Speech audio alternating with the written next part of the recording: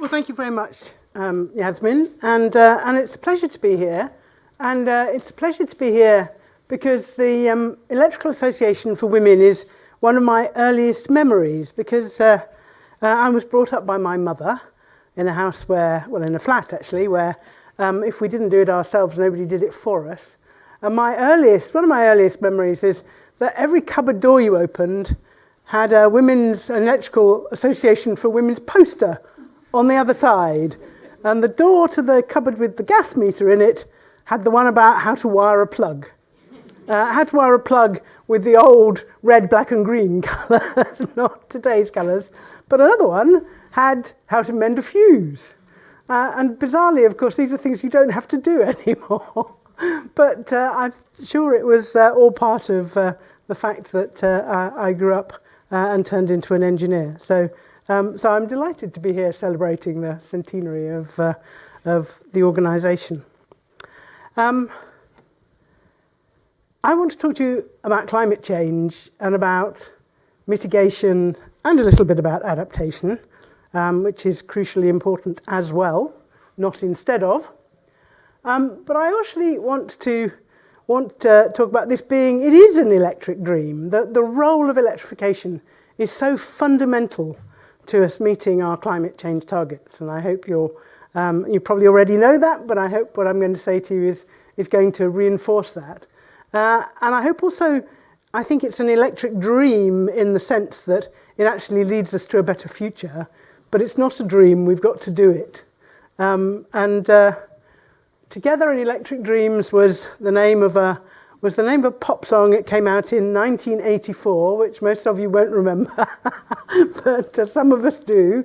And it was the theme tune for a film, which was about a romance between two people and a computer. The film wasn't very popular, but the song has stayed with us, and certainly it's one I remember from my younger days. So yes, but something we have to do together, and something that is going to be our future electric dream that has to happen, is definitely tackling climate change.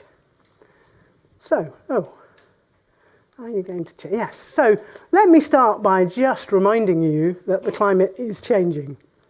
So if we look at this chart, it shows how temperatures have been changing since the end of the 19th century. And you can see that there used to be years when it was hotter and years when it was colder. But now there are only years when it is hotter, basically. And you can see the rate at which temperatures are increasing. And it's pretty terrifying. Now, this is exactly the same chart. It doesn't look as terrifying in this small scale, but it is. Don't think just because it's smaller it's not as awful. And this shows us the Paris commitment, which was well below 2 degrees and aiming to keep warming as close as possible to no more than 1.5 degrees as we possibly can. And this is a reminder that last year, and I think there's still some discussion about this, different meteorological groups are giving us different information. Last year we either hit 1.4, or some people are even suggesting we hit 1.53 as an annual average warming. Now, it's a high year because we had an El Niño effect, so that doesn't mean we've got persistently to 1.5 degrees, but actually in September last year we were globally up at 1.75 degrees. So we are dangerously already into those ambitions that the Paris Agreement gave us. And our best outlook is that we can get to net zero by 2050, and when we get to net zero, the temperature stabilises. So at best, it might look something like this as we go forward. But what I want you to remember with my adaptation hat on is that you look from about 2020 to 2050, there is 30 years where the temperature goes on rising as fast as it has been for the last 10 years. And the climate goes on changing. And of course, some things go on changing even once the temperature is stabilised. So sea level rise and other things will continue for hundreds of years beyond the date by which we manage to stabilise the temperature by hitting net zero emissions. But even in the best outcome, we've got 30 years or so of continually rising temperatures. And if we don't get that, then we might have an outcome like this. If we go on with something more like business as usual, the temperature will go on rising till the end of the century.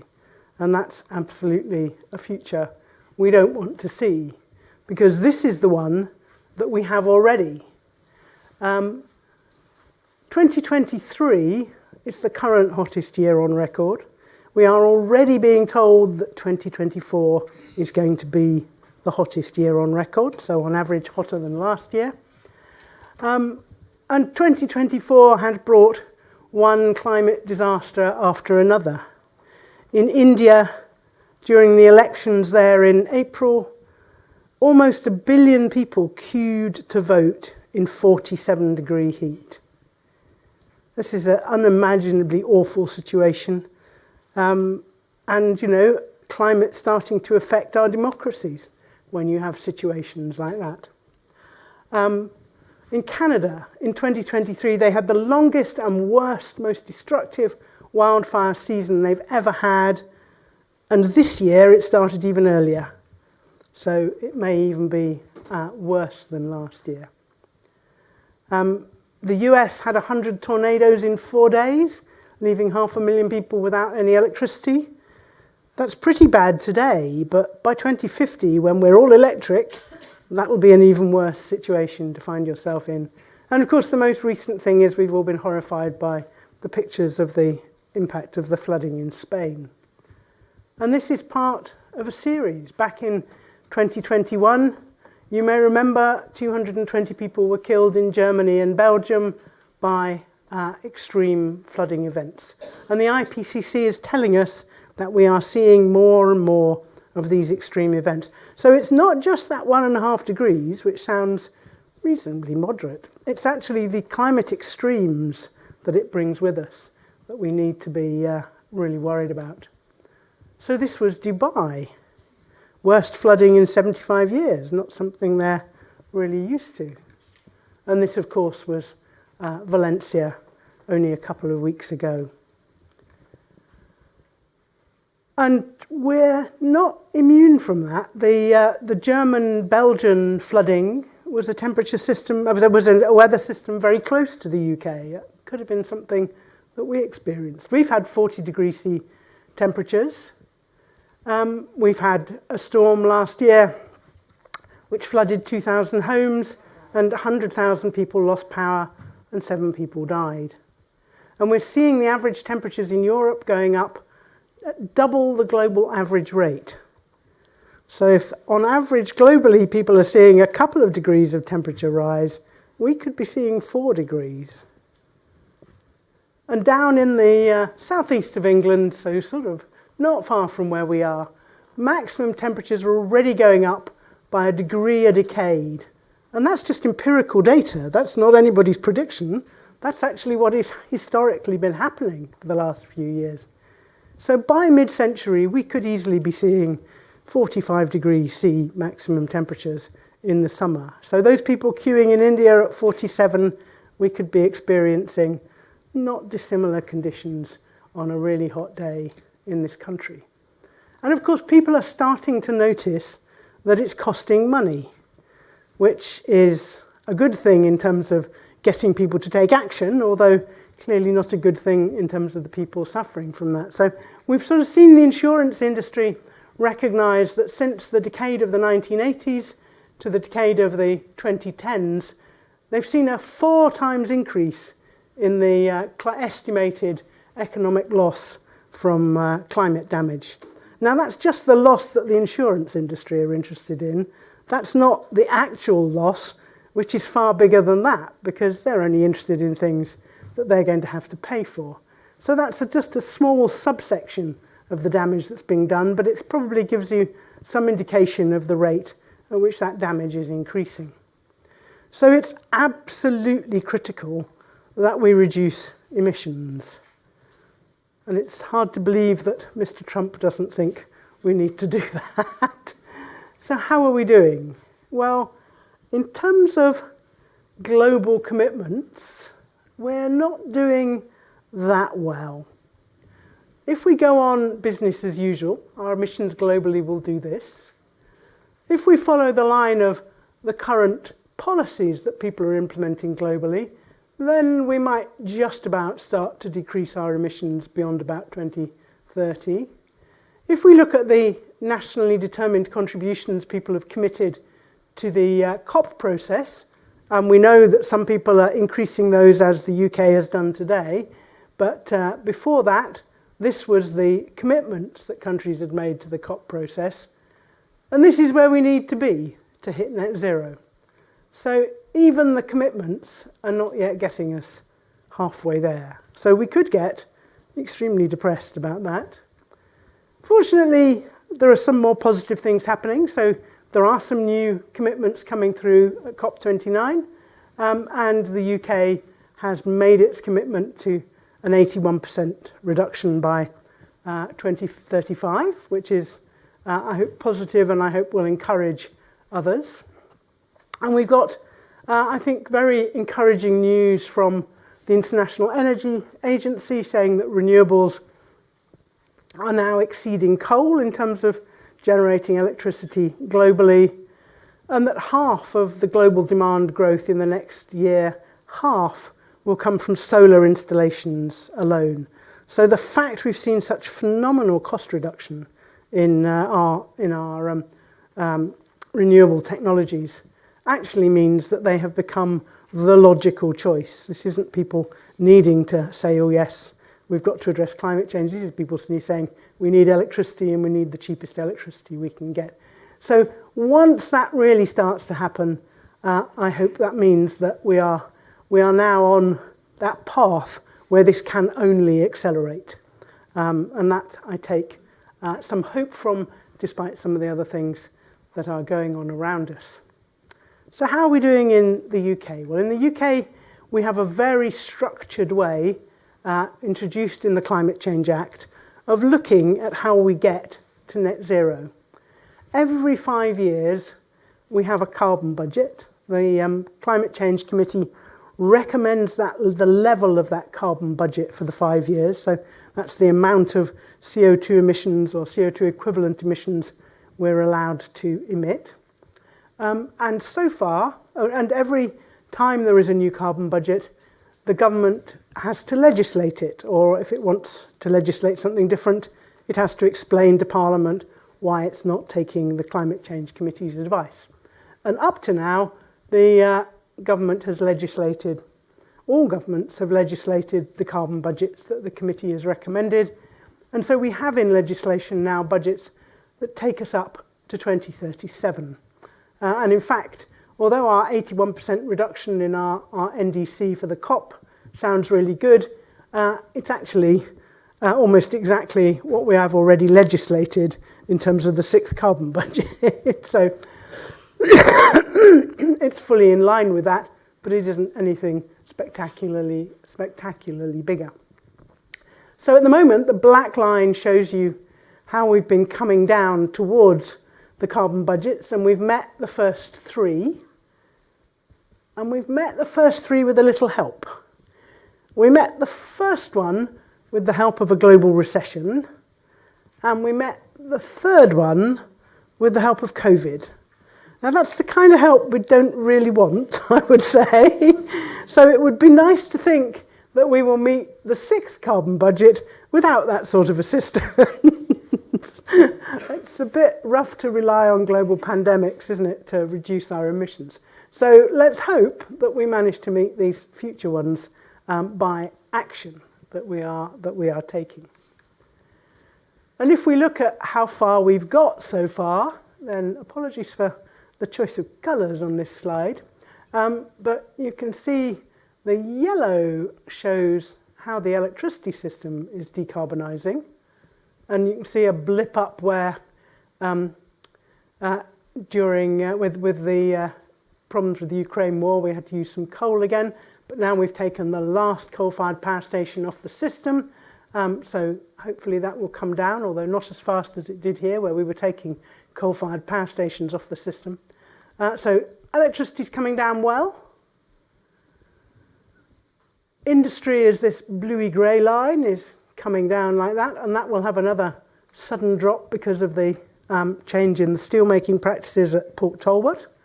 And some of that is the fact that we're not doing as much manufacturing as we used to, but most of it isn't, fortunately.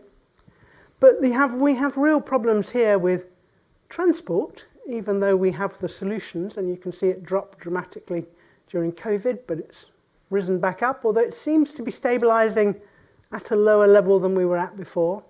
And buildings, where we're still burning a lot of gas, this red line here. And the thing that's brought that down has been the huge increase in gas prices caused by the Ukraine war. But again, that's not the sort of help we want in decarbonising really either, is it? That's people not being able to afford to heat their homes and things. So that's a bit depressing. So these two, transport and buildings, are areas that need a huge amount of focus. And this mauve line here, which dropped off completely during COVID and is now rising again very steeply, that's air travel. And again, that's one where we're going to need some really important solutions. So there's a long way to go, but we are making good progress with the very fundamental thing of decarbonising our electricity system. So this is the sort of thing we have to do in the next 25 years. We probably have to double the size of our electricity system. So it's a good industry to work in.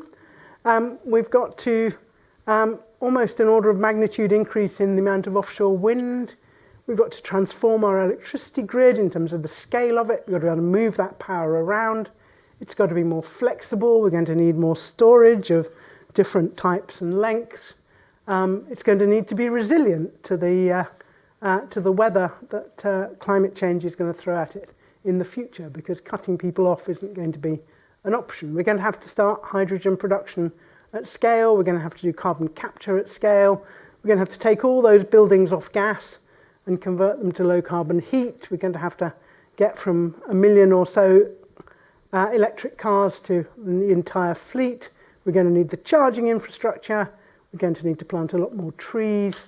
We're going to need space, make space for that, which will mean changing what we eat and changing how we do agriculture.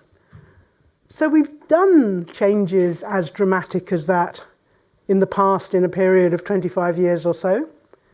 We've probably never done quite so many of them at the same time. So it is a spectacularly big challenge, and it is one that needs us to be together, that we all have to be committed to do this, and it does need the public fully engaged. And hugely, and why it seems such an appropriate topic to be talking about today, hugely it is almost entirely about electrification. For the 6th carbon budget, this was the Climate Change Committee's analysis of what were the areas of change that we're going to achieve us getting to net zero. And that top bit, that's a very important bit, because that's about efficiency and using less. If we could do more of that, that is absolutely the cheapest way to get to net zero, but it's the way that requires people to make the largest changes in their habits. All of this is new technologies. All of that is expanding the low carbon energy system. And apart from this yellow bit, which is carbon capture and storage, all of that orange and blue is all about electricity. It's all about what electricity is going to be able to do for us, what zero carbon electricity is going to do for us in terms of fundamentally enabling us to decarbonise our daily lives.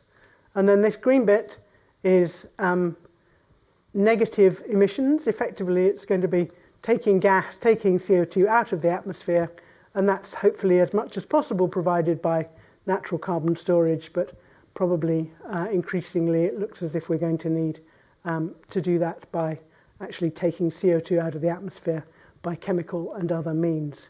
But of this, almost 80% of what we need to do is fundamentally dependent on that decarbonised electricity system and the technologies that go with it. So it really is an electric future.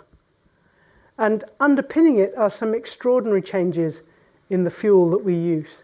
So it's just about doubling our electricity use and doubling that electricity to use for transport, to use in buildings, residential and non-residential, to use in industry, and potentially to use to make hydrogen for fuel.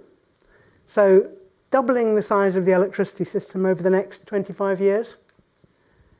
Reducing our use of gas by about 80%. Reducing our use of liquid hydrocarbons by about 90%. And increasing our use of low-carbon hydrogen from nothing to whatever. It may be 200 terawatt hours a year. It may be 150. The team are currently working on the 7th carbon budget.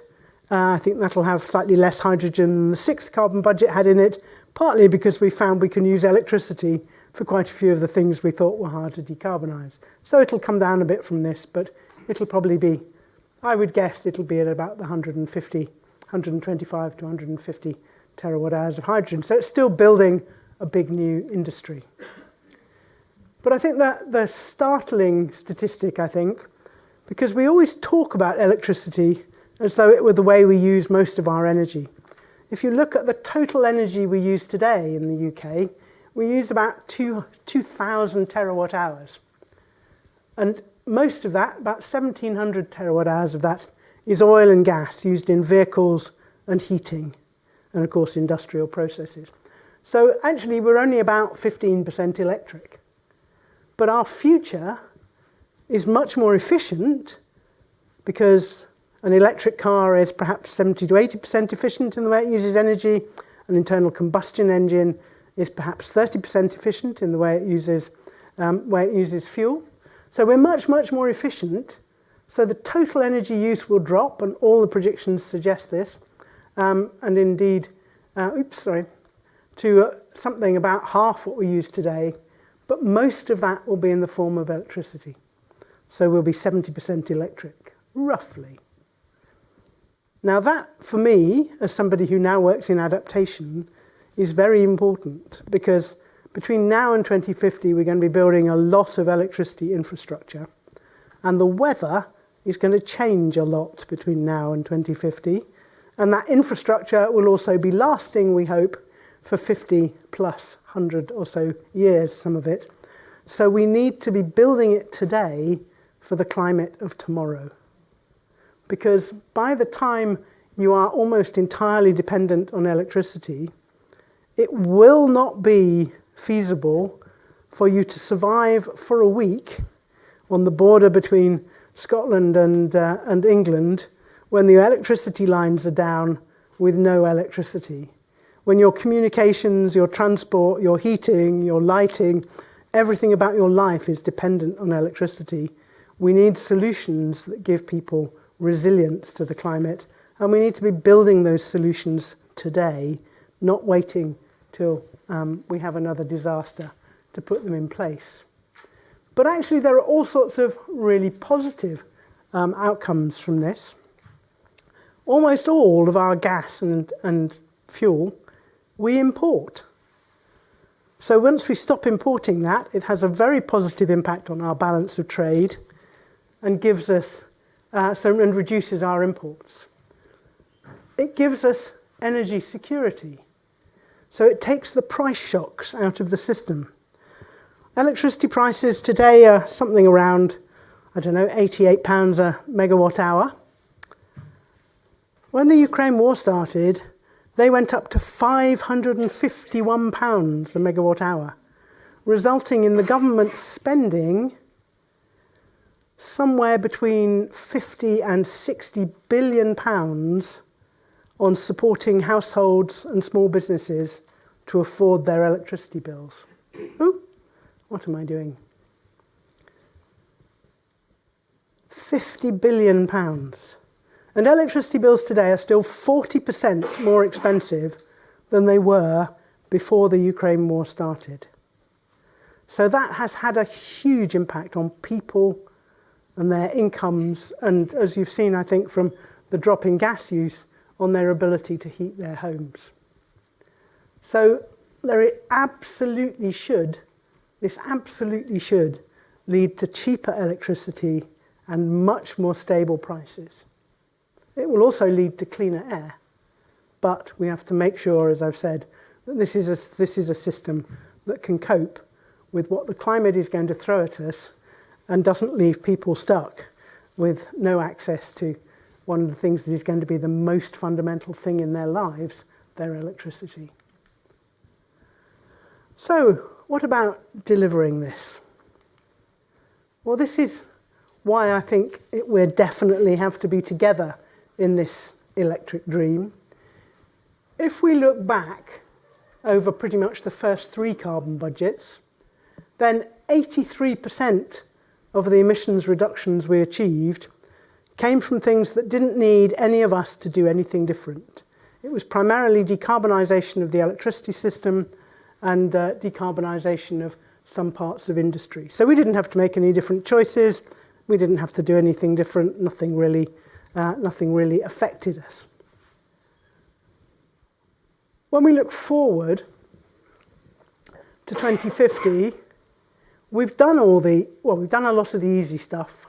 So less than half of what we have to do going forward is independent of our engagement, and 60% of it either requires us to change our behaviour or at least to be engaged in thinking about that we do want to buy an electric car, or thinking about we are prepared to put up with the disruption of putting that heat pump in, and those sorts of things. So this needs much, much more public engagement than we've had so far. And actually, I think that even this 41%, which is all about industry and more of our low-carbon electricity system, I think even that needs more public engagement, because people have to have a really positive feel that these pylons that are going to be built through some piece of countryside they're particularly fond of are actually there for a good reason, for a positive reason, for a reason that's going to make this is a better place for their children to grow up in. It's going to be providing good jobs for their kids. It's going to make sure that they aren't living in a world where the next climate disaster could be the one that really does affect us all. So I think that's, for me, what's missing at the moment from what the past government was doing and what actually at the moment the current government was doing. I think we can't leave it for every different piece of the industry to have to try and persuade people that what they need to do is positive. I really do think the government needs to be going round the industries that are going to be benefiting from this change and making money from it, and saying we're all putting money into a pot here to actually engage children, to engage the public, with a vision, with something positive, with what this change will bring, because we've got to do it, and without it, it's pretty grim. So we've got to get people on board, and they've got to start taking down those posters that say no pylons here, as I was faced with on my holiday in Wales this summer. The other bit of better news, I think, is that it's getting cheaper. When Nick Stern looked at this back in about 2004 or 5 in the Stern Review, he thought it was going to cost 3% of GDP. When the Climate Change Committee in 2008 did its first assessment, we thought it was going to cost 1 to 2% of GDP. When we did the 6th carbon budget in 2019, we thought it was going to cost perhaps 0.5% of GDP. And actually now there's lots of modelling suggests that actually this will drive GDP growth in the UK. And we've seen data from the CBI saying that green industries in this country have been growing at about 8 to 10 times as fast as the traditional industries. So I think there are lots of really positive signs, and we've seen the costs of technology coming down really dramatically. But we still need probably to invest something of the order of 50 billion a year more to build this infrastructure. And I think NESO, the new energy system operator, has suggested that we may need to be investing up to 40 billion a year more to deliver the zero carbon electricity system by 2030. But again, there's some good news there. Part of that being, of course, that most of that isn't government money, but also if you then look at how the operational costs, you've made all this investment, but quite rapidly the reductions in operational costs start to be seen as a benefit. And the challenge that the government has is that how do you translate the fact that most of your savings come in the fact that surface transport has become cheaper, and most of your costs come in the investments you have to make in the other areas. So how do we realign the tax system so it redistributes those savings to enable us to invest in other areas? And that's something I'm sure that they're getting their minds around in the Treasury, but we need to see that. And I think we already have evidence of the sort of benefits that this transition can bring if we do it right. And I was sector champion for the offshore wind sector deal back in 2019 or something. And, offshore wind has already made an enormous difference to coastal communities, particularly along the east coast, increasing their productivity, increasing employment. In the area around Hull and Grimsby, where we have the Siemens blade factory and we've got Ørsted's control centre, it's reduced male unemployment in Hull by 50%. We need lots of that across our northern cities and around our coast in Wales and up in Scotland. We don't need it around the southeast, but as you can see, offshore wind didn't do very much for the southeast and the area around London. So that's the kind of thing we need as a fundamental part of the industrial strategy that we're going to see the government hopefully developing. But we do need to get a move on. If we look back to carbon budgets 1 to 3, you can see that the emission reductions all come from electricity and fuel supply, the blue bit at the bottom. You can see not that much from buildings, the red bit, and not that much yet from transport, the sort of mauvish bit just below. That's buildings and that's transport. And you can see that as we move forward, we've got to triple the rate of emissions reductions from buildings and similarly 3 or 4 times the rate of emissions reductions from transport if we're going to meet our new NDC that the Prime Minister has just committed to, and indeed our legislated 6th carbon budget. So we need to get a move on. And this was the most recent progress report from the Climate Change Committee. And as you can see, the areas that are green are relatively modest, and there's plenty of red saying where we need more focus. And the CCC's advice to government to accelerate this transition is first and crucially, we have to make electricity cheaper. We want people to move from gas to electricity, and for that we need to stop putting the cost of the transition onto people's electricity bills.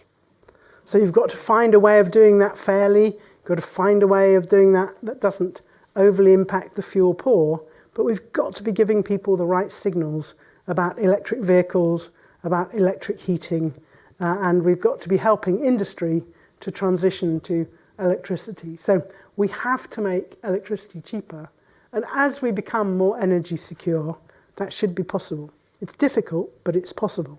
So that needs to be an absolute focus for the government.